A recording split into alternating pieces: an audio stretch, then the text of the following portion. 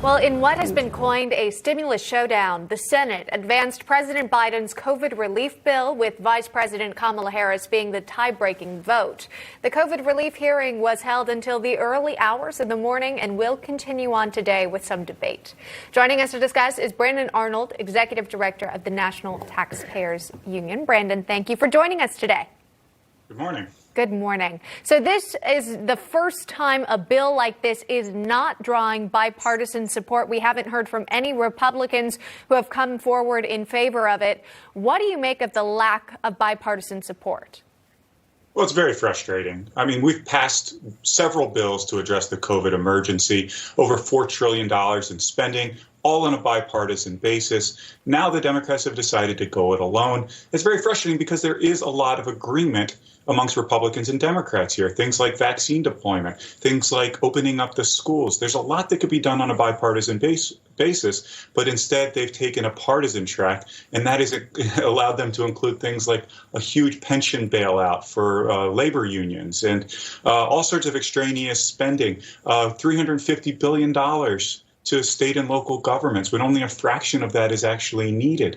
So that's why this bill has moved in such a partisan and wasteful direction, is because we haven't had people coming to the table and trying to agree across the aisle on the top priorities for our nation. And back when it was in the House, a Republican representative came forward kind of breaking down the numbers, saying only about 9% of that nearly $2 trillion was going towards coronavirus relief, about 1% specifically for vaccination efforts. And as you point to, that wasteful 91% of the bill is what Republicans are really arguing against. I want to also ask you about this unemployment rate. Back in February, the Washington Post reported that unemployment numbers are highly inaccurate due to bad reporting amid the pandemic. So, Brandon, where are we right now with jobless claims? Do you believe there could be more Americans unemployed that are being underreported?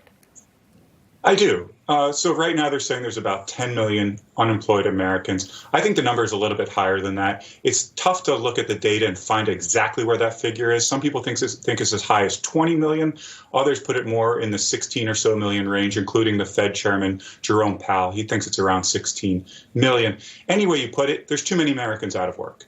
And that's why I think it is acceptable. It would be reasonable and prudent to move forward with a bipartisan COVID relief bill. I don't think it needs to be $1.9 trillion. I think it needs to be a small fraction of that. And I think that money needs to be targeted to people like small business owners who are having difficulties meeting payroll. But, there's also a lot of positive news out there. I think we are still not out of the woods yet. We're still in a tough spot. The economy is still recovering, but there's a lot to be encouraged about. The fact that the unemployment rate has actually reduced slightly, and the fact that there were well over 370,000 jobs created in the last month alone. We're starting to climb out of this pandemic rut. So I think there's a lot of positive signs out there, not enough to warrant $1.9 trillion in spending, to be sure. Yeah, and on top of that, of course, we're getting more and more people vaccinated each and every day. And we've seen some states come forward and say, you know what, we are opening up for business.